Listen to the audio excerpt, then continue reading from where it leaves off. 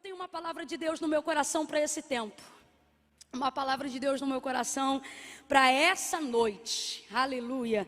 E ela se encontra no livro dos Juízes. No capítulo de número 5, eu quero fazer junto com você. Se você está em casa, cultue com a gente. Não fica aí só largadão no sofá não. Eu sei que você já está num conforto. Vai ver, você nem está assim. Tem alguém dizendo: ô irmã Camila, se você soubesse de onde eu estou pegando um pico de internet aqui do vizinho para conseguir acompanhar essa vigília. Deus sabe, mas de acordo com as suas forças, quem puder, segure aí uma Bíblia na mão agora. Abra aí um aplicativo. E se isso for atrapalhar a transmissão, pegue uma Bíblia aí de papel. Ah, Camila, eu queria tanto ter uma Bíblia, eu não tenho uma Bíblia. Coloca aí o comentário aí com o seu nome, diga que você não tem, e a gente vai se ajudar. A gente vai cooperar com você, para que você tenha a posse de um exemplar que pode mudar a história da sua vida. Aleluia. Livro dos Juízes, capítulo de número 5. Nós vamos ler assim, olha, o verso 31 é o verso que eu quero expor com vocês. Vamos começar por ele.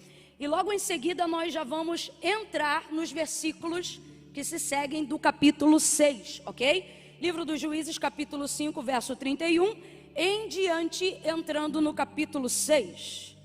Diz assim o texto: assim, ó Senhor, pereçam todos os teus inimigos. Assim, ó Senhor, pereçam todos os teus inimigos. Porém, aqueles que te amam, sejam como o sol quando se levanta na sua força. E a terra teve sossego por 40 anos. Porém, os filhos de Israel fizeram o que era mal aos olhos do Senhor. E o Senhor os entregou nas mãos dos midianitas por 7 anos. Verso 6 do capítulo 6. E assim Israel se enfraqueceu tanto, preste muita atenção. E assim Israel se enfraqueceu tanto, redobre a sua atenção. E assim Israel enfraqueceu tanto com a presença dos midianitas, que os filhos de Israel tornaram a clamar ao Senhor. E você diga amém pela exposição dessa palavra. Aleluia. Aleluia. O livro dos Juízes, ele traz algumas repetições para a gente. Infelizmente, num intervalo a cada 2 ou 3 capítulos, a gente vai ter a oportunidade de perceber um novo juiz legislando sobre a nação de Israel. Estamos falando de um período que antecede a ideia dos reis. E esses juízes, na sua maioria, escolhidos por Deus, obviamente, e extremamente capazes de legislar sobre o povo, mas cada um de acordo com seus critérios, seus atributos, seus sucessos e suas falhas. Porém, o que se repete no texto não é a necessidade de Deus levantar de tempo em tempo um juiz. O que infelizmente se repete no texto é a necessidade de Israel de tempo em tempo incorrer no mesmo tipo de pecado, que dentro do contexto específico de Juízes é o pecado da idolatria, o pecado que mais manifestava de maneira expressa a ira de Deus, a ponto de que não é a primeira vez, no capítulo 6, em que Deus pega a sua nação, a menina dos seus olhos, aquela a quem ele guarda, governa, o seu cinto, o seu testemunho, a Israel de Deus, a filha, o vermezinho de Jacó, e entrega para que por um determinado de tempo seja subjugada pelo seu inimigo, seja subjugada pelo seu adversário. Por quê? Por causa da repetição e da recorrência do mesmo pecado, que era o pecado da idolatria. Pecado esse que o Senhor já havia advertido o seu povo. Deus, quando advertiu o seu povo acerca do pecado da idolatria, ele não fez isso porque ele tinha necessidade de se autoafirmar como Deus. Quando Deus fez isso, ele fez isso para liberar a mente do povo, para quebrar uma mentalidade de escravo e uma mentalidade ignorante. Tanto é que quando ele entrega a palavra de conscientização por intermédio da boca de Moisés, em Levítico, quando ele começa a legislar a lei no meio do povo, depois da sua libertação na terra do Egito. Ele vai dizer, olha, não adorem a esses deuses constituídos por mãos de homens. E ele vai deixar claro, não é apenas por ciúme pessoal, mas é sobretudo por uma ignorância. E ele diz, olha, eles têm boca, mas não falam, ouvidos, mas não ouvem, pés, mas não caminham, mãos, mas não apalpam, narizes, mas não cheiram. Pelo contrário, antes eles precisam ser carregados por aqueles que foram criados. E a verdade é que de tempo em tempo Israel se submetia à idolatria desses ídolos constituídos por mãos de homens, porque ídolos constituídos por mãos de homens também podem ser manipulados pelos homens que o criaram. Tanto é que eu não estou dizendo que concordo e nem dizendo que isso deveria acontecer. Mas, por exemplo, dentro da nossa cultura brasileira, infelizmente tem pessoas que lidam com os ídolos que constituíram seus deuses de maneira onde eles punem os ídolos que construíram. Por exemplo, tem um determinado chamado codinome casamenteiro, que se em tempo determinado ele não conseguir a pessoa desejada, coloca ele na geladeira. Já aconteceu, da gente chegar em casa de alguém e ver alguma coisa estranha ali de madeira ou de gesso na geladeira e perguntar, o que é isso que houve? Está de castigo porque não fez o que eu queria. Infelizmente essa é uma realidade, e isso o Senhor já advertia, não apenas para a quebra da ignorância do povo, mas para a compreensão perfeita. Como pode aquilo que foi criado ou se submeter a ponto de fazer alguma coisa por quem o criou? É por isso que o Senhor se manifesta no livro do profeta Jeremias, quando se dirige a Israel, e ele diz assim, olha, Jeremias, na visão da casa do oleiro, como é o barro na mão do oleiro, assim sois vós na minha mão. O Senhor está deixando clara a sua soberania como Criador, e o que Ele está deixando claro é que Ele comanda, não é comandado, Ele amassa, não é amassado, Ele dirige, não é dirigido, Ele manda, Ele não obedece, Ele é Deus. Israel iria compreender isso de um jeito ou de outro, e tudo isso era por amor. Houve uma outra ocasião, onde em recorrência a esse mesmo tipo de pecado, o Senhor ele vai dizer, Israel, através de Jeremias, pode o vaso dizer ao oleiro, agora traduza isso no contexto que eu estou aplicando, pode a criatura dizer ao seu Criador, por que fazes assim? Por que me deixou nessa situação? Por que fez isso? Por que fez aquilo? Por que abriu esta porta? Por que fechou aquela? E etc, etc, e etc. É isso que Deus está dizendo na interpretação profética. O que Ele está dizendo é, aonde uma criatura vai se sobrepor ao seu Criador, avisa para Israel que eu sou o oleiro e eles o barro, obra das minhas mãos. Deus já começou a falar alguma coisa com alguém que está acompanhando aqui em casa. Deus já começou a falar com alguém que está acompanhando aqui no plantão do trabalho. Deus está dizendo para alguém, ei, a circunstância do seu exterior, da sua vida, não tem o poder de mudar essa ordem. Quem comanda é Deus, quem manda é Deus, quem faz é Deus, quem fala é Deus, quem dirige é Deus, quem abre porta é Deus, quem fecha a porta é Deus, quem faz a ferida é Deus, quem cura é Deus, quem bota no leito é Deus, quem levanta do leito é Deus, é Deus, é Deus, é Deus, é Deus. Israel precisava compreender isso, mas por que vez ou outra se comprometia a ídolos constituídos por mãos de homens? E agora eu quero que você amplifique a ideia de idolatria, porque nós estamos vivendo em um tempo, por exemplo, onde o ídolo é a imagem refletida no espelho.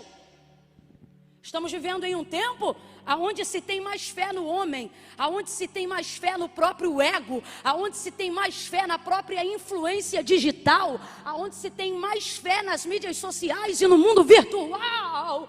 Então eu quero que você amplifique o entendimento de idolatria acerca do que nós estamos falando.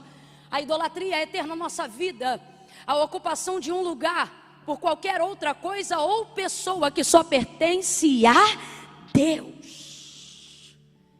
Tire alguns segundos aí agora, você que pertence a Deus, e verbalize isso com a sua boca. Diga, eu pertenço a Deus, eu me submeto a Deus. Você que está afastado dos caminhos do Senhor e pensa que já estaria aí por aí, manietado de todas as formas, mas está diante da oportunidade dessa palavra. Abra a sua boca aí agora e seja amarrada toda condenação na tua vida através dessa expressão. Bata no peito e diga, eu pertenço a Deus. Aleluia, aleluia. E se eu tiver que me comportar como um subordinado que sou, me comportarei. E se eu tiver que descer, descerei. E se para fazer a vontade de Deus tiver que pedir perdão para quem eu não fiz nada, pedirei perdão. Eu me submeterei à sua vontade. Israel não compreendia isso, então de tempo em tempo, Deus permitia uma aflição muito severa, a fim de manifestar apenas uma partícula da sua ira.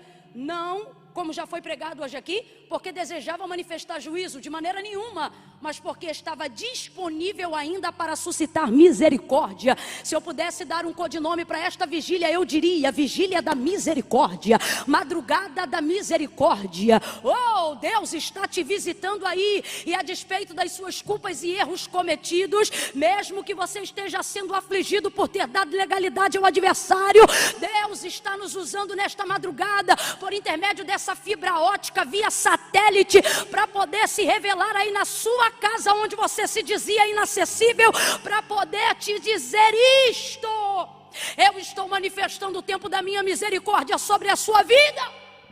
Aleluia, é tempo de misericórdia. Só que a fim de que o povo compreendesse isso, Deus permitiu a aflição. É por isso que no Salmo de número 119, num período onde Davi estava sendo extremamente perseguido pelos seus adversários, ele vai dizer: foi-me bom ter sido afligido.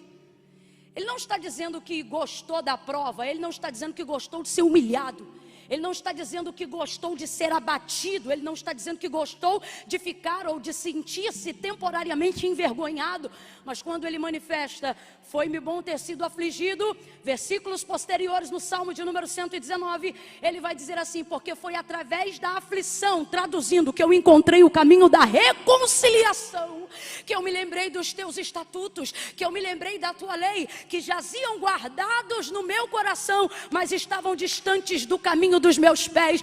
Deus está dizendo: eu conheço o seu coração, eu sei que o seu coração ainda deseja caminhar de acordo com a minha vontade, mas os seus pés estão embaraçados no caminho. Só que Deus está dizendo: eu vou suscitar a minha palavra no teu coração nesta noite, e os teus pés vão encontrar a vereda da retidão, os teus pés vão encontrar a vereda da reconciliação. E eu não estou falando só para quem está fora de igreja, não. Tem dentro da casa de Deus, fora do centro da vontade de Deus, e Deus está te chamando hoje para dizer: ah, desfruta, eu tenho misericórdia de ti. Aleluia. Eu quero dizer que você é a novidade de Deus para esse tempo. Você é a pessoa que Deus está disposto a fazer encontrar o eixo, a acertar o GPS da sua vida para o rumo e para o norte certo. E o porquê que você está ouvindo e não a outra pessoa dentro da sua casa? Por que você está dando atenção a essa palavra e não um outro amigo que está em outro lugar? Oh, porque é através de você que Deus vai começar essa obra. E essa obra não significa que Ele vai fazer só em você, para você, mas significa que Ele vai começar em você, para que através da sua vida muitos outros encontrem o caminho da misericórdia e o caminho da reconciliação. Quem acredita nisso, manifesta aí dizendo: glória a Deus! Glória ao Deus que reconcilia, glória ao sangue de Jesus, glória ao nome de Jesus, o nome sobre todo nome, glória ao Espírito Santo que nos convence do pecado, da justiça e do juízo, glória ao melhor amigo que nos convence, que nos reconcilia com a perfeita e agradável vontade de Deus para nós. O verso 31, onde nós iniciamos a menção do capítulo 5, Débora está cantando um cântico ao Senhor, e ela foi uma grande profetisa. Só pelo fato de ser mulher e já ocupar o posto e o cargo legislativo que ela ocupava, isso já ostenta o poder de Deus de maneira extraordinária naquela época. Mas não o bastante, ela também cuidava da sua casa, esposa de Lapidote, e julgava Israel debaixo das palmeiras que chama de Débora, mas era do território de Efraim. Só que quando Deus te dá um nome para governar, o teu nome se sobrepõe ao nome da geografia do lugar. E foi o que aconteceu. O texto diz que Débora já estava ali. Débora não tinha vida de pecado, Débora não fazia absolutamente nada errado, pelo contrário, ela cumpria a vontade de Deus. Mas mesmo assim, Israel estava sendo afligido demasiadamente pelos seus piores adversários. Um dos seus piores adversários, os midianitas, destruidores, sanguinários, adoradores de Moloque, devotos a Azera, a Baal, a Belial. Eles adoravam deuses que aceitavam sacrifícios de sangue e humanos. Era um povo terrível. E Israel já estava sendo afligido nos dias de Débora. Estava sendo afligido pelos carros de Jabim, pelo comandante de Sísera. 20 anos vivendo um nível de cativeiro. E o texto vai dizer que ela administrava e julgava Israel naquele tempo. Não havia legalidade na vida de Débora, ela aconselhava. Chamou um certo homem chamado Baraque, representante de uma das tribos mais proeminentes, a quem o Senhor queria confiar vitória, para que aquele tempo fosse erradicado nos dias de Débora. Chamou Baraque e disse: olha, o Senhor já não te deu ordem dizendo, vai contra. E ele disse: olha, se você for comigo, eu vou. Disse a Débora: mas se você não for, eu não irei. Resumindo, ela disse para ele: olha, eu vou contigo, mas a vitória o Senhor entregará pelas mãos de uma mulher. E o Senhor entrega. Quebra-se então, Débora, escute isso, Débora é o instrumento que Deus vai usar para impulsionar pessoas que farão parte de uma história que vai quebrar um cativeiro de 20 anos. Eu não estou aqui nessa madrugada à toa, eu vim aqui para dizer que a partir desta noite Deus vai te usar para impulsionar pessoas que quebrarão cativeiros de anos. Oh, eu vou declarar isso de novo. O Senhor vai te usar para quebrar cativeiros de anos. Você é a novidade de Deus para esse tempo. Agora perceba em que momento crucial da história de Débora isso aconteceu. Ela já era juíza, diga comigo, juíza. Ela já era profetisa, diga comigo, profetiza. Diga, ela já era esposa, diga aí na sua casa, esposa. Ela tinha o tripé de uma vida bem estruturada, mas isso não era o suficiente para que o cativeiro de 20 anos em Israel fosse quebrado. Então veja isso, o texto vai afirmar que mesmo sendo juíza, mesmo sendo profetisa, mesmo sendo esposa de Lapidote, nada disso tinha poder para quebrar da forma com que foi quebrada esse cativeiro de 20 anos. De 20 anos. Mas o texto revela qual foi a hora que a chave virou. E eu estou liberando essa palavra como chave, e ela vai virar na tua vida também. A palavra foi esta, Débora diz: e ficaram desertas as aldeias em Israel, e o meu povo começou a habitar em covas de fortificações e em cavernas. Sabe o que era isso? Era o inimigo minando a força de Israel. E Israel começou a viver dentro de covas como se fossem residências. O inimigo sabe que a gente não está morto, mas quer colocar a gente numa posição muito pior do que um óbito. Sabe qual? Manter-se em condição de morto mesmo quando nós estamos vivos. Quer que a gente fique em casa, mas não sinta as coisas. Quer que a gente ouça essa palavra, mas fique duro igual pedra. Quer que a gente saiba que Deus faz, mas na vida dos outros, porque foi nos furtado a capacidade de crer que faz na nossa vida também. Ele quer nos ameaçar e nos oprimir, não de modo apenas a nos colocar numa cova, mas a fazer com que nós nos sintamos mortos ainda em vida. Então ela diz: o meu povo estava em covas e fortificações em cavernas. E aqui está a chave, ela diz: até que eu, Débora, me levantei. Ora, Débora, você já não estava de pé? Você era profetisa e legislava Israel? Ora, Débora, você não estava de pé? Você já era juíza e julgava Israel? Ora, Débora, você não estava de pé? Você é uma esposa que não tem a que desabonar a sua conduta? Como assim até aqui eu, Débora, me levantei? Aí ela vai se levantar manifestando uma posição que ela não tinha manifestado até aquele dia. Ela diz: não me levantei como profetisa, não me levantei como juíza, não me levantei como esposa. Ela diz: eu me levantei como mãe. Oh, você precisa compreender isso. Manifestação de maternidade é posicionamento de endereço, significa de onde você veio. Você sabia que uma escritura, quando ela é concedida de uma casa do governo para alguém, se ela for cedida pelo governo, não importa se o casal está junto, obrigatoriamente o nome da escritura tem que ir no nome da mulher. Já percebeu quando tem uma criança fazendo uma coisa errada na igreja? Ninguém pergunta quem é o pai dessa criança. Se o microfone estiver na mão, a gente fala na hora: cadê a mãe dessa criança? Porque a mãe é quem responde. Em tratamento de psicoterapia familiar, uma das perguntas, quando você vai ter que tratar com o de menor, é perguntar quem responde por ele. Quem é a mãe? De onde ele veio? Qual é a história? Quem se responsabiliza por ele? Às vezes nós utilizamos uma madrugada como essa, uma tribuna como essa, para poder dizer que a gente é juiz. Converte, se arrependa ou morra. Às vezes a gente usa o tempo e uma oportunidade como essa para se posicionar tão somente como profeta de conserto, e tudo isso é louvável, mas às vezes não resolve o que precisa ser resolvido. Naquela hora Israel já tinha juiz, naquela época Israel já tinha profeta, mas Israel estava precisando de alguém que respondesse por ele, alguém que tomasse a posição da resposta. Deus está dizendo para quem está em casa: eu espero de você um posicionamento. Eu espero que você responda pela sua casa, porque guarde o que eu estou lhe dizendo nessa noite. Se você não se posicionar na sua casa para responder por ela, às vezes quem não deveria vai tomar uma posição que você tinha autoridade para ocupar, mas não ocupou. Deus está dizendo nessa noite: ocupe o seu lugar.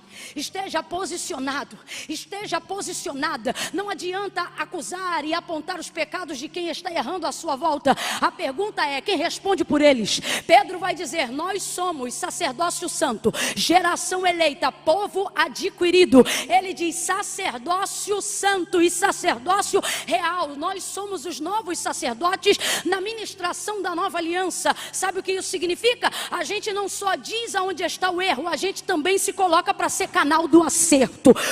O sacerdote, ele se apresentava também para pedir perdão pedir perdão ao Senhor pelos pecados do povo. Ele se apresentava, e às vezes a gente só quer acusar. Deus está dizendo: se apresente.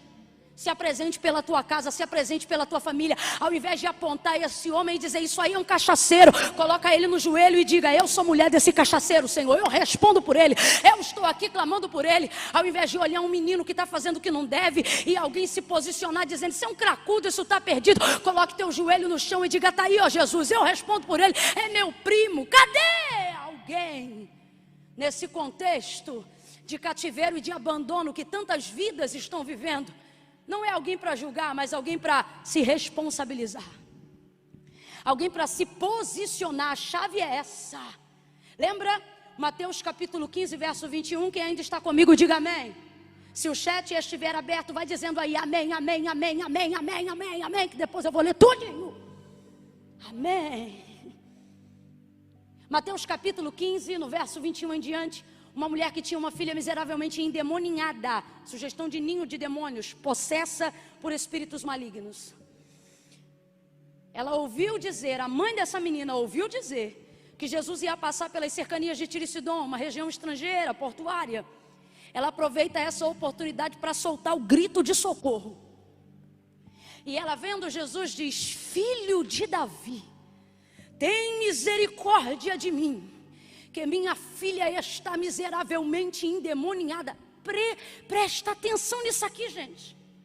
Jesus, filho de Davi, tem misericórdia de mim, que minha filha está miseravelmente endemoniada. Veja, a condição que a filha dela está não muda para ela quem a filha dela é. Porque está é advérbio de tempo, caráter temporal. Você já me ouviu falar isso 1000 vezes e vai ouvir 1001 agora. 1000 vezes, mas vai ouvir novamente. Tem misericórdia de mim que minha filha está. Advérbio de tempo, caráter temporal. Significa que tudo o que está não é permanência do ser. É temporal, literalmente. Significa que está, mas vai passar. É temporário. Ela não diz: tem misericórdia de mim que minha filha é uma endemoniada, porque é característica do ser, não passa, mas permanece.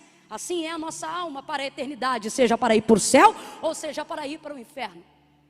Ela não diz: tem misericórdia que minha filha é, ela diz: tem misericórdia que minha filha está miseravelmente endemoniada. E qual é a característica da sua filha? Qual é a característica permanente? Ora, o demônio é temporário, mas a minha filha é permanente.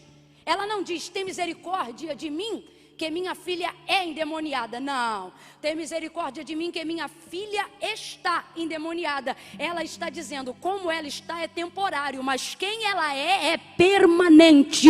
Ela é minha filha, se está endemoniada ou não é minha filha, se está viciada ou não é minha filha, se está com vontade de cometer suicídio ou não é minha filha, quando está por baixo é minha filha, quando está por cima é minha filha, quando ela está atacada ela não muda, ela continua sendo a minha filha. Eu estou sentindo a graça de Deus. Cadeias antigas serão quebradas esta noite. Não é amanhã e não foi ontem, esta noite. A gente tem que parar de dar ao adversário poder permanente, quando tudo que ele tem é poder temporário. Como ela estava não mudava quem ela era. Sabe o que Débora entendeu? Como este povo está, por mais que me envergonhe, não muda quem esse povo é. Esse povo está desviado, mas este povo é de Deus. Então Débora se coloca, eu vou responder por este povo. Está entendendo? Está entendendo? Quando você responder como uma mãe que protege o filho, porque, irmão, quantas vezes eu já vi em obra carcerária, a namorada às vezes deixa, não é sempre. A namorada às vezes deixa, a noiva às vezes abandona, a esposa às vezes vai embora. E aí quando às vezes isso acontece, todo mundo falta. Lembra, mãe, de uma irmã lá da igreja, 86 anos. Eu me lembro, às vezes às quartas-feiras ela preparava comida, deixava tudo pronto, tudo arrumado. Ela pegava 3 ônibus. E a parte em que o ponto de ônibus deixava até ela chegar no presídio, onde o filho dela estava preso, ela tinha que caminhar por uma coisa mais ou menos aí de 30 minutos no passo dela. Eu estou falando de uma senhora de 86 anos. E quando a gente perguntava para ela, irmã, para onde você está indo? E ela dizia, hoje é dia de visita, eu estou indo visitar o meu filho, que estava preso porque cometeu um crime, estava preso porque fez algo errado, estava deixado por algumas pessoas que não toleravam mais o que ele fazia, todavia ela continuava respondendo por ele. Eu me lembro que as meninas aliviavam ela um pouco do procedimento literal da visita, em respeito à quantidade de cabelos brancos e da fragilidade do seu corpo, e ela ia lá e orava por ele. Sabe o que eu vi? A esposa deixou, o filho deixou, mas a mãe não deixou. Aí isso me faz entender Deus revelando o seu amor por Israel, e ele não diz, pode um pai? Não, nada contra macho e fêmea. Eu não estou falando de feminismo e nem de machismo. Eu estou falando de coisas que somente a maternidade pode oferecer. Nós sabemos que Deus é pai, mas quando ele quer fazer o seu amor entendido a Israel, ele diz, pode uma mãe esquecer-se do filho que gerou? A pergunta é retórica porque não obriga a resposta. Uma mãe pode largar, pode abandonar, pode jogar no lixo, mas esquecer, não esquece. Não esquece. Porém, eu, o Senhor, todavia nunca me esquecerei de vós. Essa condição é temporária. E tudo que Deus requer de você é um posicionamento. Nem amanhã e nem depois, mas agora. Seja um posicionamento onde você tenha que se colocar para pedir perdão pelos seus pecados, ou seja, um posicionamento onde você tenha que se colocar para que Deus perdoe alguém, para que Deus manifeste a misericórdia dele sobre a vida de alguém. Camila, isso funciona? Funciona. Pergunta para a mãe que tirou o filho do tráfico. Camila, isso funciona? Funciona. Pergunta para o pai que tirou o filho da boca. Camila, isso funciona? Funciona. Pergunta para a mãe que viu uma menina que ia entrar em espírito de loucura, mas Deus fez o que nem o medicamento podia fazer. Deus só quer que alguém se posicione. Deixa eu te falar, Deus tem obra com quem se posiciona. Ah, Camila, mas e se quem é alvo da minha oração não quiser saber da minha oração? O problema é dele, porque a tua oração não é para ele, tua oração é para Deus. E Deus tem compromisso com quem tem compromisso com ele. Compromisso de Deus é com quem está posicionado. A ordem de Deus nesta noite é: posicione-se. Estou sentindo a graça de Deus aqui. Posicione-se. Posicione-se. Eu tenho buscado ao Senhor nas minhas devocionais, e uma das palavras que eu tenho liberado verbalmente para que eu possa escutar e me posicionar diante delas, me comprometer diante daquilo que eu estou liberando, Senhor, eu quero ser firme, Senhor, eu quero ser constante, Senhor, eu não vou deixar esse lugar. Você precisa se posicionar. Porque eu devo fazer isso, Camila? Em resposta do que nós lemos aqui no verso de 31 do capítulo 5. Sabe o que o posicionamento de Débora liberou? Estabilidade. Hashtag estabilidade. Aonde você estiver, verbalize estabilidade. Oh, aleluia. Eu acho que você ainda não compreendeu o tamanho da bênção que é ter uma vida estável. Quando a gente tem mais ou menos uns 18 anos de idade, a gente só quer sair de casa. Eu não sei porquê, mas a gente tem essa sangria. Ainda mais se não é crente. Lá em casa, meu irmão, quando o couro comia, a gente já começava. Quando eu fizer 18 anos, eu vou embora de casa. E aí quando você faz 18 anos, porque na cabeça de quem tem 16, quando está revoltado na adolescência, com 18 ele vai ter carro, vai ter dinheiro, vai ter conta no banco, vai ter... Essa água aqui era para mim mesmo, não era? Ninguém bebeu essa água não, né, gente? Vocês têm certeza disso? Amém. Camila, não bebe muita água não, porque a transmissão é online, vai ficar silêncio. Vai ficar silêncio se você não adorar. Você adora aí, dá glória, dá aleluia na sua casa. Vai ruminando a palavra. Agora é eu que não vou morrer seca para você dar glória.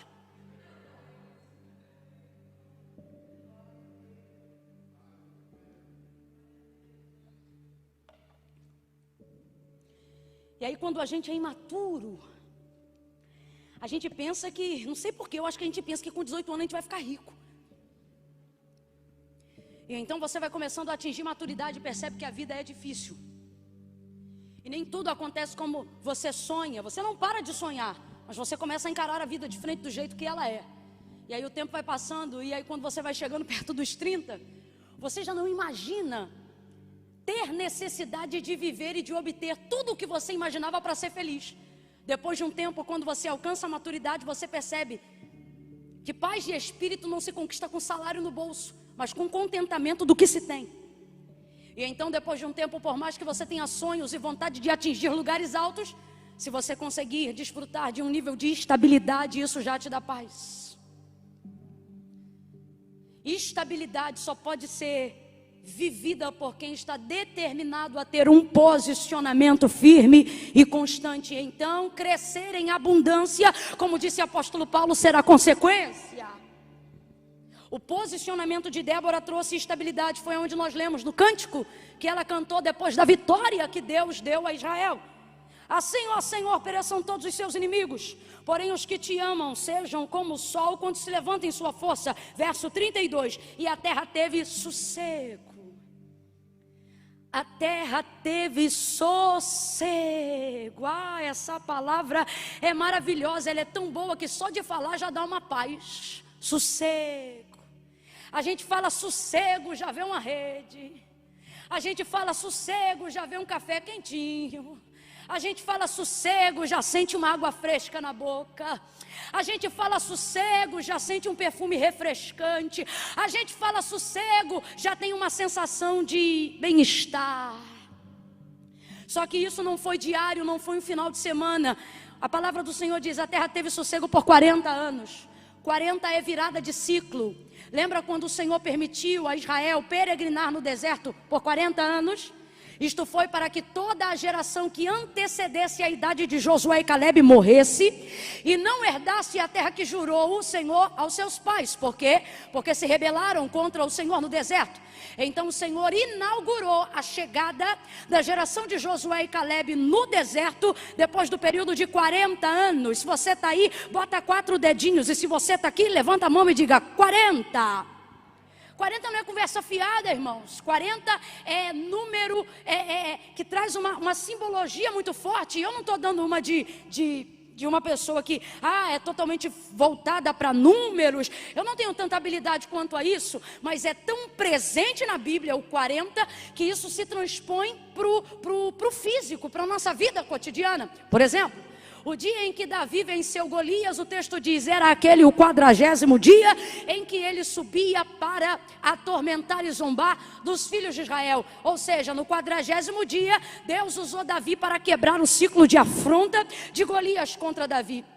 Quando Elias se sentiu afligido, por exemplo, perturbado pela ameaça de Jezabel, o texto diz que indo em direção a uma caverna, primeiro parou debaixo de um pé de zimbro. E o que foi que o Senhor disse para ele? Come dessa comida, porque na força dessa comida você vai voltar pelo mesmo caminho. Vai ungir um sucessor Eliseu em teu lugar. E ele diz para ele, no mesmo caminho, e esta comida te alimentará, te dará sustância durante 40 dias e 40 noites. Não é que eu estou forçando, é que é bíblico. Você vai ver Jesus na tentação, quando foi conduzido pelo Espírito para ser tentado e aprovado por Deus, para ser tentado pelo diabo, e aprovado por Deus no deserto. Olha o que o texto vai dizer, que Jesus peregrinou no deserto durante que período? 40 dias e 40 noites. E o Senhor então quebrou aquela tentação, superou, e os anjos vieram e serviram. E então o ministério de Jesus ficou aprovado, logo depois do período da quarentena. Sabe quando que Jesus subiu aos céus?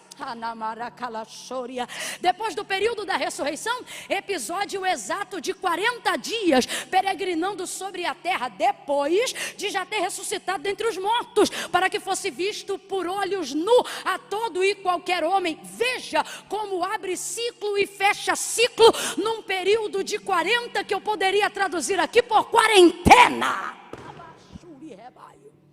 Quem está entendendo?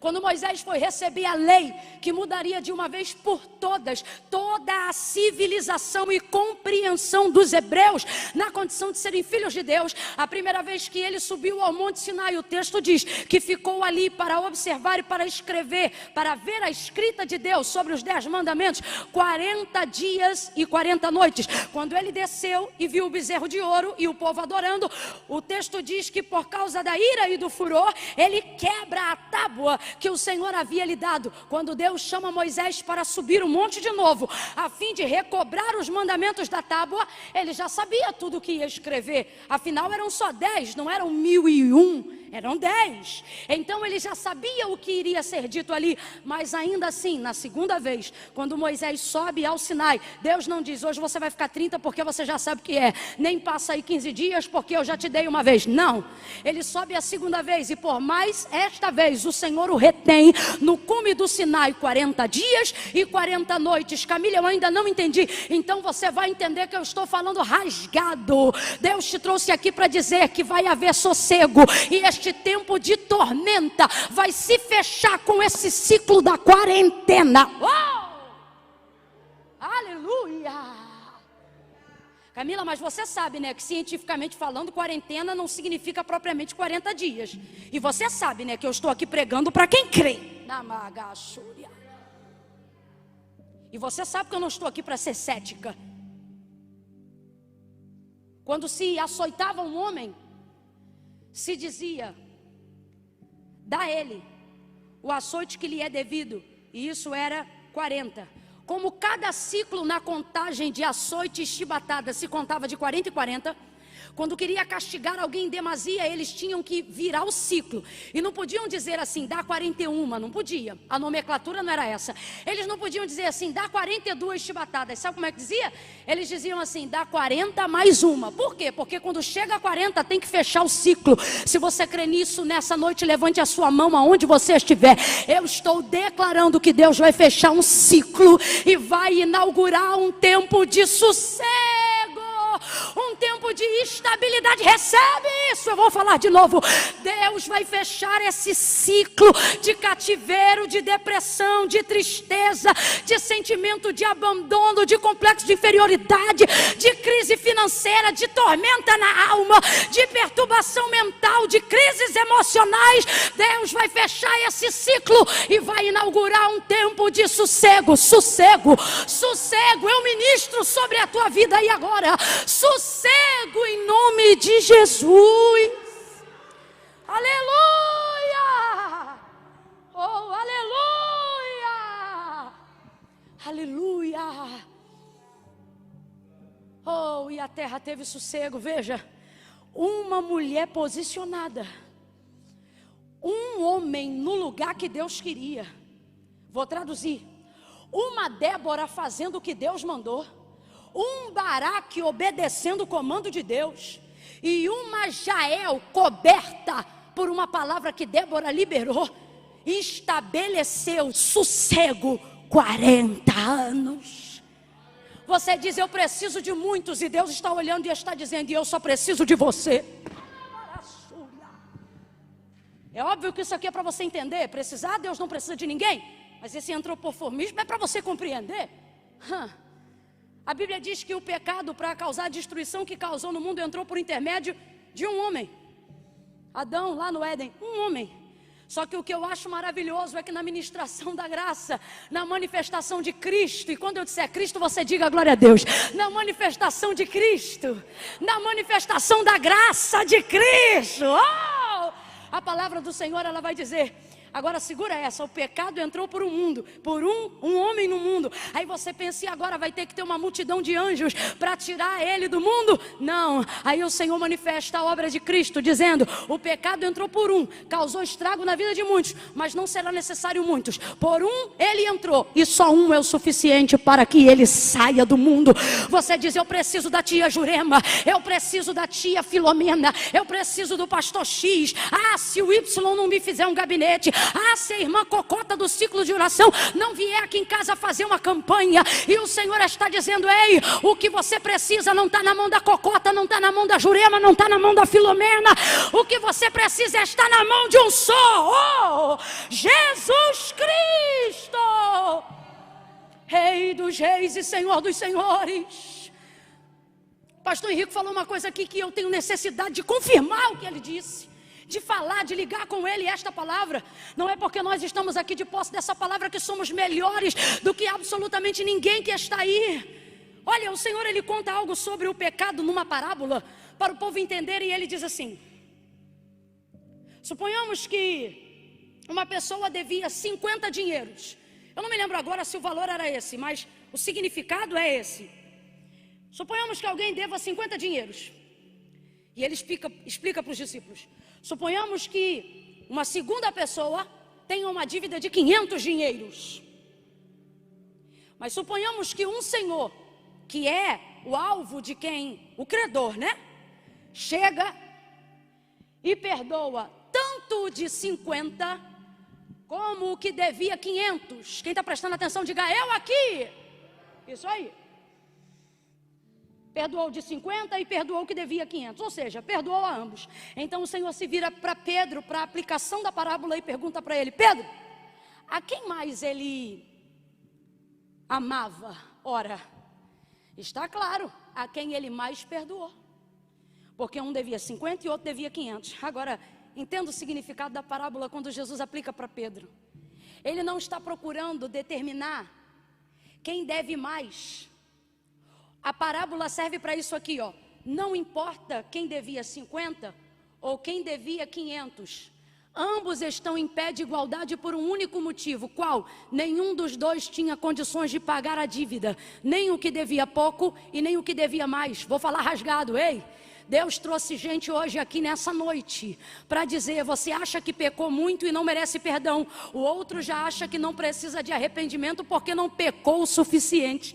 Tem gente que acha que vem à igreja e não precisa confessar a Cristo, não precisa se posicionar. Afinal, ele não fuma, não bebe, não cheira, não prostitui, não trafica. É o que deve 50 e acha que não tem do que se arrepender. É aquele que às vezes a gente olha e diz assim: rapaz, fulano é uma bênção, já é crente, só não sabe. Se não sabe, tem que saber, porque precisa se arrepender, porque somente o arrependimento manifestará a condição da graça sobre a sua vida. Ouça isso.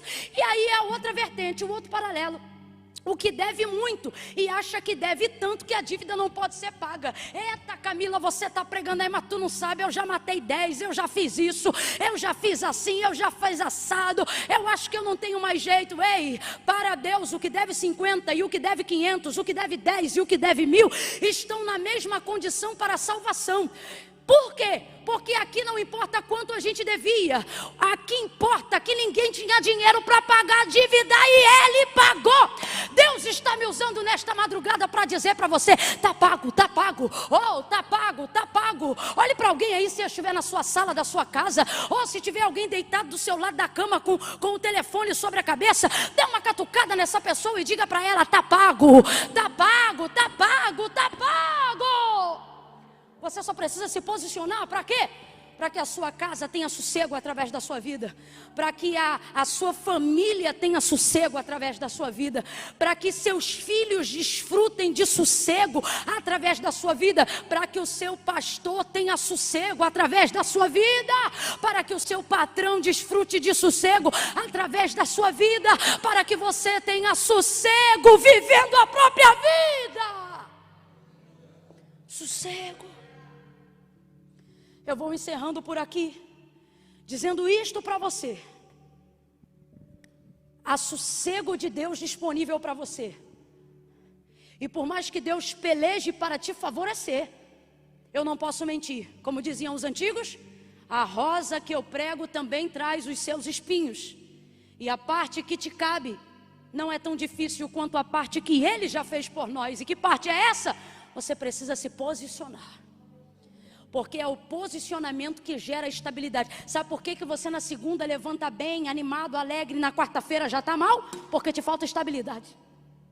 Você ouve uma palavra como essa, o sangue corre quente no seu corpo, sua alma encontra descanso, sua mente é bem ordenada, os pensamentos se coordenam no lugar, mas daqui a 2, 3 dias você é alvejado por palavras e ameaças de inimigos que te afligem e volta a declinar de novo.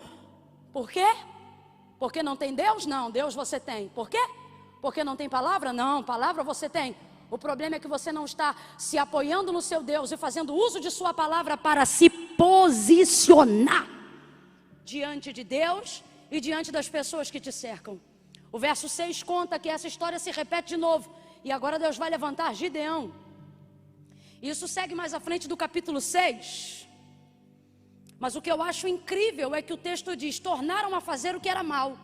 Mas no verso 6 diz: mas tornaram a clamar ao Senhor.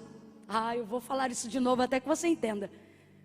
O verso 1 diz que eles tornaram a fazer o que era mal. Mas o verso 6 diz que eles tornaram a clamar ao Senhor. Tornaram a errar.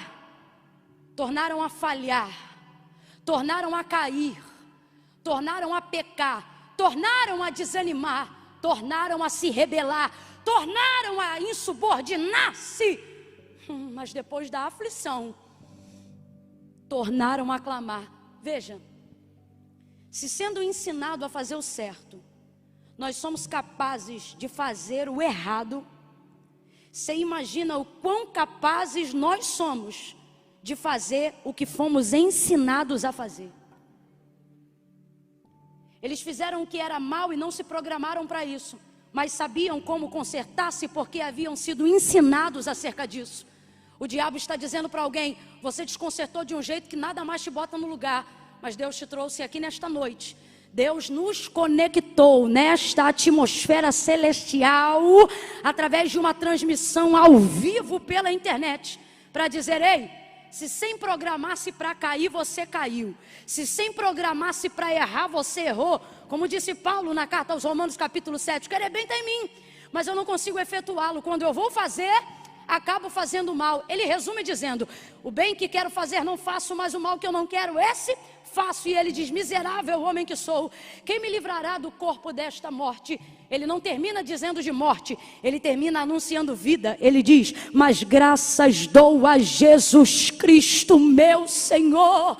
É Jesus Cristo que te livra da sentença dos seus erros. Então escute isso: se a gente cai sem planejar, porque o pecado é assim, ele te abre uma porta bem grande de entrada, mas quando você já está emaranhado lá dentro,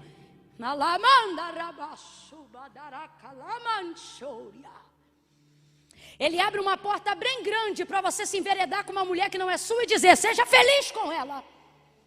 Ele abre uma porta bem grande para você correr atrás de um dinheiro que não lhe devia que não era seu e dizer: compre o que você quiser com este dinheiro. Seja feliz com este comportamento. Ele diz: ei, não obedeça nem pastor e nem ninguém. Homem é tudo igual, vá viver a sua vida. Ele abre uma porta bem grande no mundo e diz: passe por ela e seja feliz. Mas sabe qual é a parte que ninguém te contou, mas Deus está te contando nessa manhã, nessa noite? Depois que você entra por essa porta e as coisas não acontecem lá dentro como você pensou que seria, você vai ver que Ele só te deu porta de entrada, mas não te mostra a porta da saída. Mas nessa noite Deus está dizendo: em Cristo eu sou a porta de saída. Ele é a porta. E eu vou falar literalmente, Deus está me mandando dizer: Ele é a porta que abre uma saída para você sair dessa vida de adultério, dessa vida de vício, dessa vida de pornografia, dessa vida de masturbação. Você não pode contar para o teu pai, não pode contar para a tua mãe, não pode contar para o teu irmão, não tem coragem de contar para o teu pastor, mas o Senhor te trouxe aqui nessa noite e Ele está dizendo: eu estou abrindo a porta de saída para você sair daí.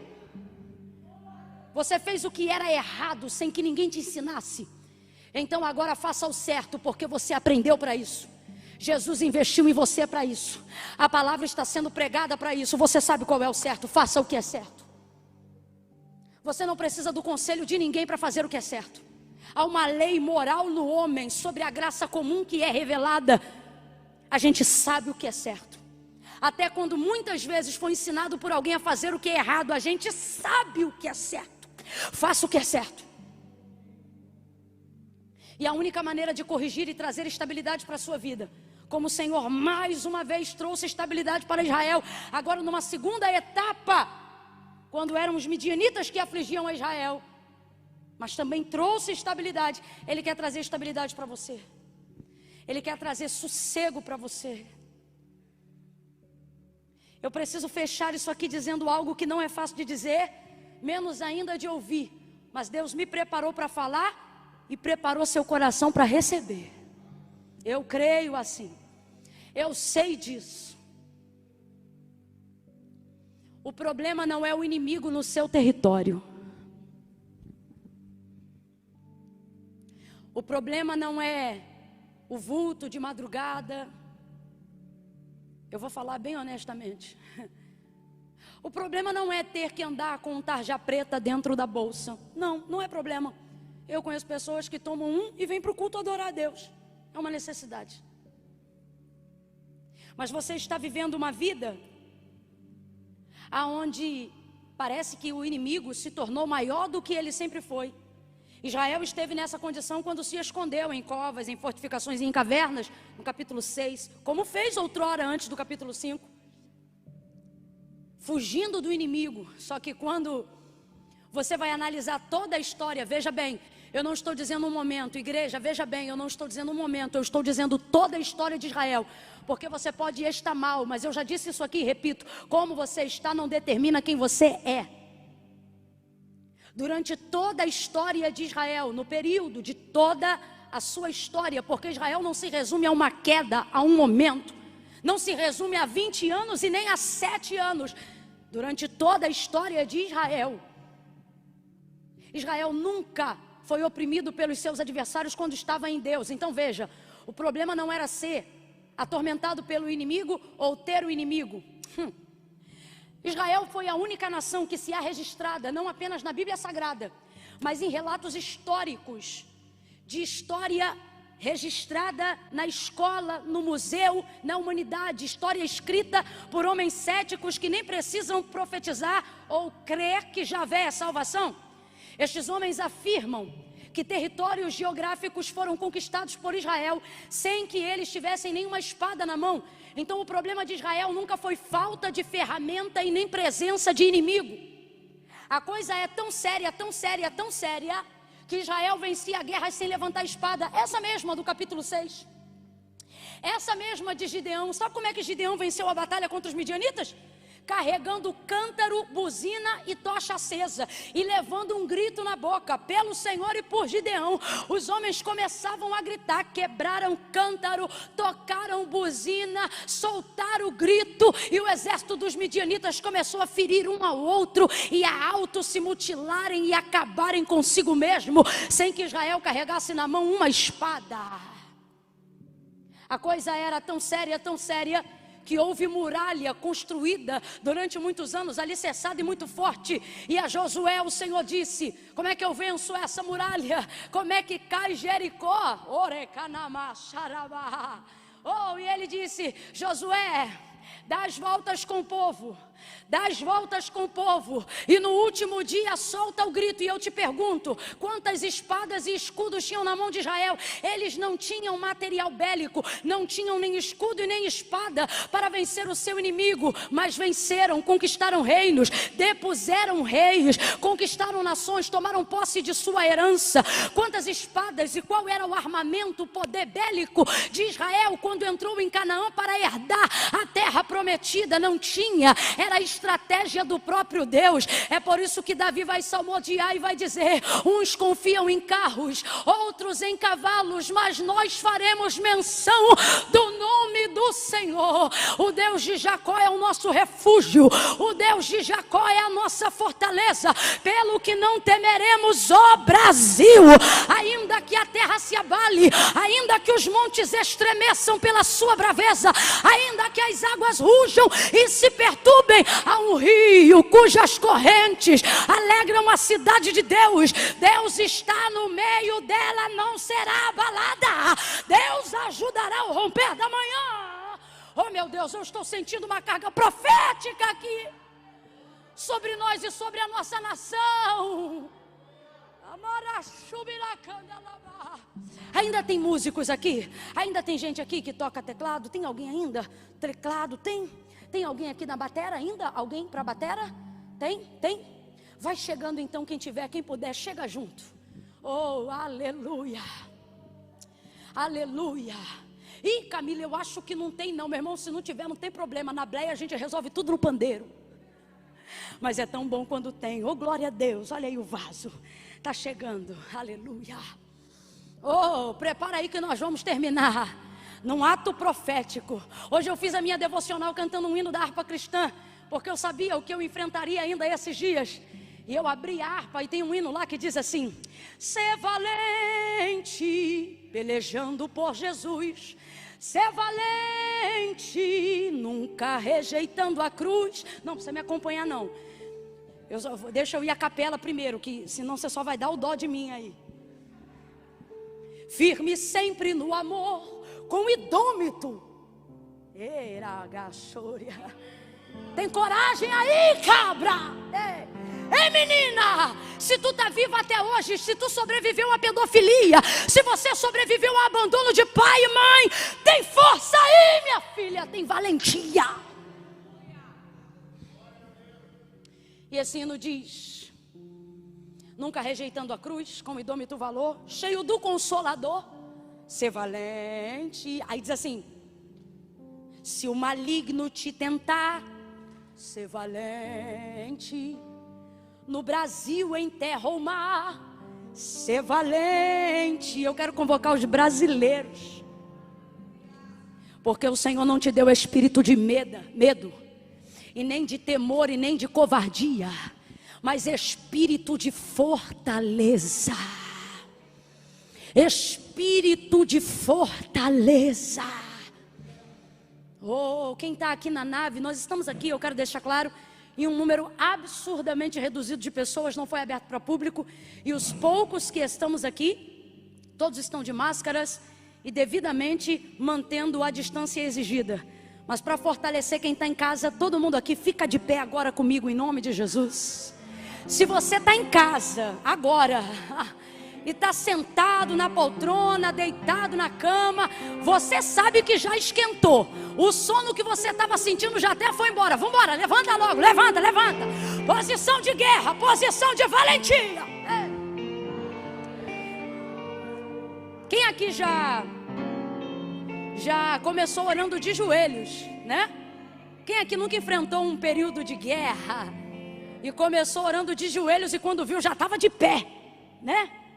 Aleluia. Fica de pé aí onde você estiver agora. Em nome de Jesus, levanta. Levanta. Põe-te de pé, porque o teu Deus quer falar contigo e quer te usar. Aleluia. Então o que eu quero dizer, que é muito sério, e o que eu iniciei falando aqui, nesse último tópico, é que o problema de Israel nunca foi a presença de inimigos. E é isso que eu quero que você entenda. Seu problema nunca foi tomar lapada da vida.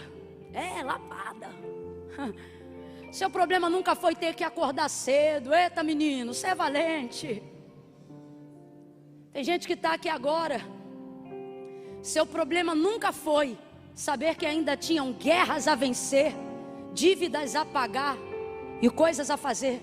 Então entenda o que eu quero dizer. No caso de Israel, aqui no capítulo 6, para a gente fechar esse momento, guarde isso. O problema de Israel nunca foi a presença dos inimigos. A coisa era tão séria que mesmo depois que Israel já tinha um exército e um material bélico para as guerras, escudo, carro, cavalo, lança, nos dias do reinado de Davi, pós Saul, por exemplo, mesmo Davi sendo estrategista de guerra, experiente na batalha, mesmo tendo carros, cavalo, espada, ferro, escudo de bronze e de prata, ele não tinha coragem de ir a uma batalha sem primeiro consultar ao Senhor. Eu me lembro que em uma ocasião, e foi contra os amalequitas, Davi fez uma oração e ele dizia assim: Senhor, eu devo ir à batalha contra este inimigo? E o Senhor respondeu ele pela vida do sacerdote e disse: vai, porque eu vou te dar vitória. E Deus continuou falando e deu a estratégia de como ele venceria a guerra. E Deus disse assim, meninas, Deus disse assim, meus irmãos, Deus disse assim: Davi, fique atento, fique atento. Quando tu ouvires o barulho de uma marcha, faz uma marcha aí, vamos fazer uma marcha aí. Uma marcha. Quando tu ouve, mas uma marcha poderosa. Meu pé é 35. Vamos fazer uma marcha no pé de Deus. A Bíblia diz que a terra não aguenta o repouso dos seus pés. Ele disse assim: Davi, eu vou te dar vitória, mas a estratégia é essa aqui, ó. Não importa quantos sejam os adversários, não importa o tamanho do exército do seu inimigo, e também não importa quantas ferramentas você tem para combater o teu inimigo, Davi. Quando tu ouvires o barulho de uma marcha, oh, aleluia, por entre a copa das amoreiras, oh, uma marcha. Você pode profetizar uma marcha aí agora onde você está. Você pode colocar o seu corpo em posicionamento de quem vai receber o Deus que vai adiante de você para te dar vitória nessa noite. Quando tu ouvires o barulho da marcha por entre a copa das amoreiras, Davi, pode seguir pelo vale. Oh, quando Deus está na nossa frente, não importa se a batalha é no monte, se a batalha é no vale. Quando Deus está na nossa frente, não importa se a luta é contra a doença, se é contra a crise financeira. Quando Deus está na nossa frente, não importa se o problema é o câncer. Quando Deus está na nossa frente, não importa se você já está em grau de 80% do Covid-19. Quando Deus está na nossa frente, traz uma marcha, meu filho, por favor. Quando Deus está na nossa frente, eu estou pedindo isso, sabe por quê? Porque há alarido de guerra na tua casa. Hoje o Senhor vai adiante de você para fazer por você o que fez por Israel, para fazer por você o que fez por Davi. Quando ouvires o barulho da marcha por entre a copa das amoreiras, segue a posição, porque eu, o Senhor, já fui adiante de ti para te dar vitória. Quem acredita, profetiza a vitória. Profetiza a vitória.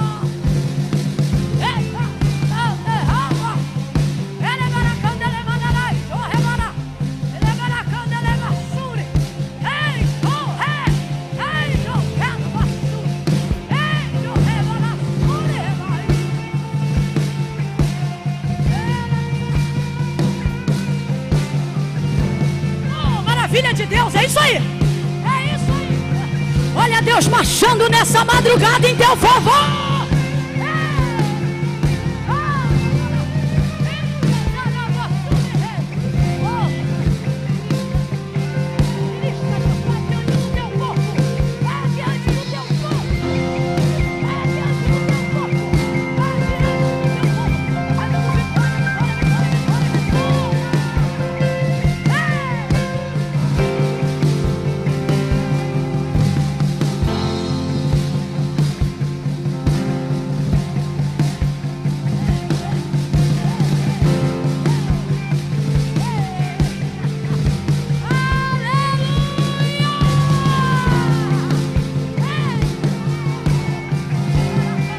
reaja, reaja, se posicione.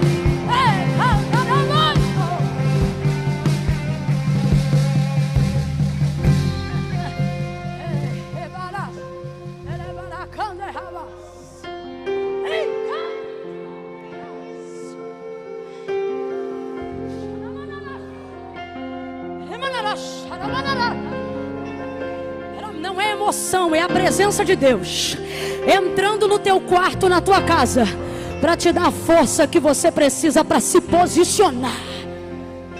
Espírito do medo, o Senhor te repreenda. Às 11h13 da noite, o Senhor te repreenda.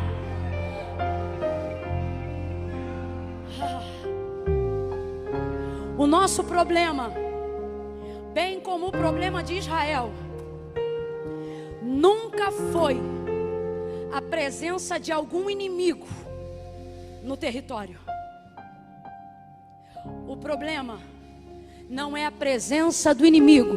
O problema é a ausência de Deus.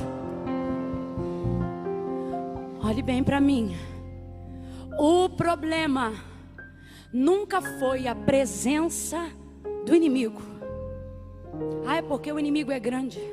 É porque o inimigo é valente. É porque a doença é forte. É porque a dívida é alta. E daí? O problema da gente que sabe, que conhece o Senhor, e você que está conhecendo agora nessa noite, nunca foi a presença de inimigo. Não. O problema é conviver na ausência de Deus. Até quando você vai ficar fora da posição que Deus te chamou? Até quando você vai deixar o inimigo tomar expansão territorial na terra que Deus te deu, no casamento que Deus te deu, na família que Deus te deu, na faculdade que Deus te deu? Você sabe por que está acontecendo uma reforma como nunca antes, independente da sua opinião política, como nunca antes? Houve no Brasil, porque a igreja decidiu se posicionar em áreas que outrora alguém dizia: nós não devemos governar essa área, mas nós vamos governar em todas as áreas. Nós vamos orar pelo legislativo, pelo executivo, pelo judiciário. Nós vamos declarar que sobre o Brasil, sobre a república, sobre a nossa nação, o governo é do trono de Deus. Porque em todo lugar aonde há um governo, ou governa o Senhor, ou governará outro. E na terra que eu estou, eu proclamarei e invocarei o nome do Senhor. Você entende isso? Na hora de se posicionar, eu declaro, clamando vidas para o Brasil, vidas que vão desfrutar de sossego, vidas que vão viver em 2020 coisas que não viveram nem nos melhores anos que consideram antes desse. Vai ter gente sendo salva em 2020, liberta em 2020, transformada em 2020. Tem fé aí para crer? Se não tem, vem na minha fé que hoje eu vim crente. Vai ter gente prosperando em 2020, enriquecendo em 2020, crescendo em 2020.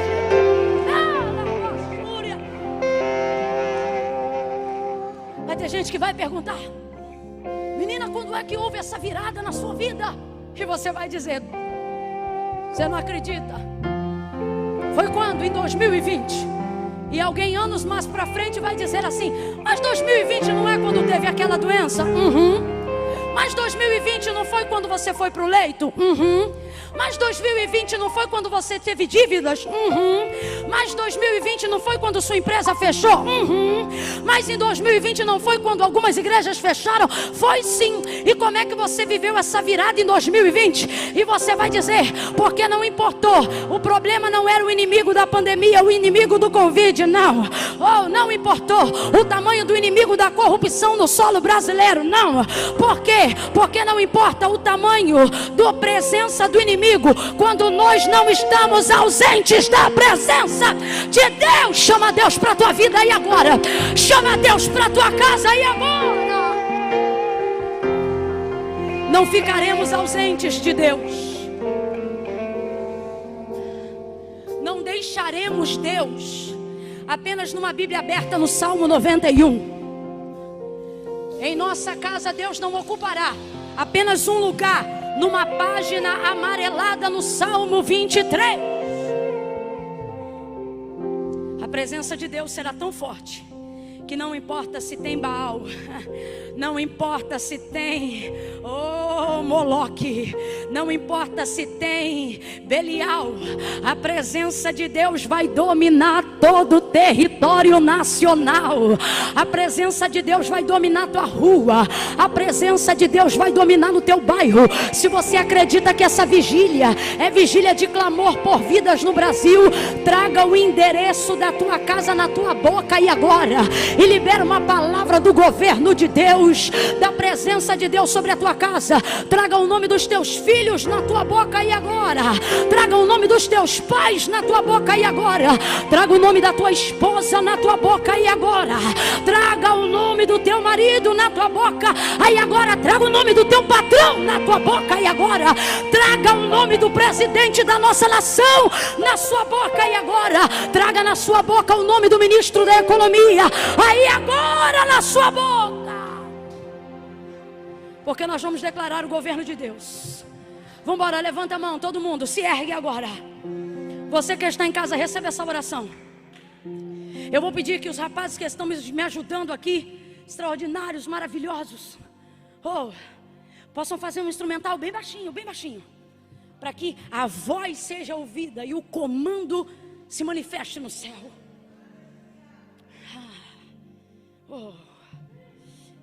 É bem baixinho, mas pode ser presente, viu? Aleluia. Pode vir. Ele habita no meio dos louvores. Adorai, saltério, harpa, instrumento de cordas, adufe, flauta.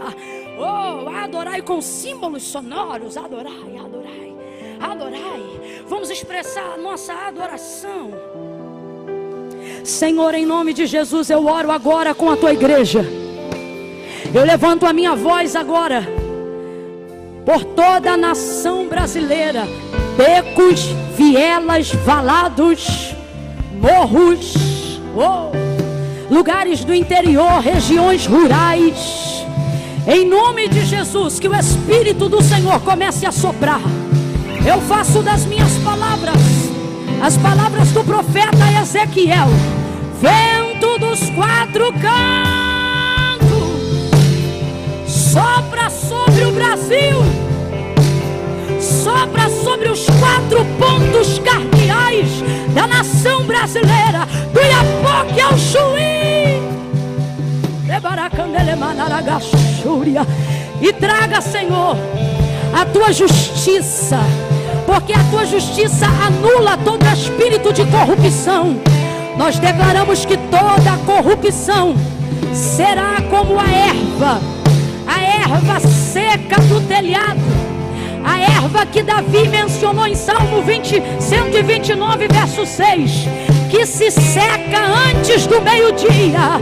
Pelejarão contra o Brasil, mas não prevalecerão, porque nós estamos aqui invocando o nome do Senhor. Levanta homens e mulheres posicionados nesta noite. Levanta jovens comprometidos com a prática da oração. Suscita corações devocionais que te buscarão pela manhã, que te buscarão pela tarde e que clamarão o teu nome à meia-noite. Visita e sopra, Espírito, sopra sobre essa nação e reaviva ministérios, reaviva casamentos, reaviva a integridade, reaviva o senso de justiça.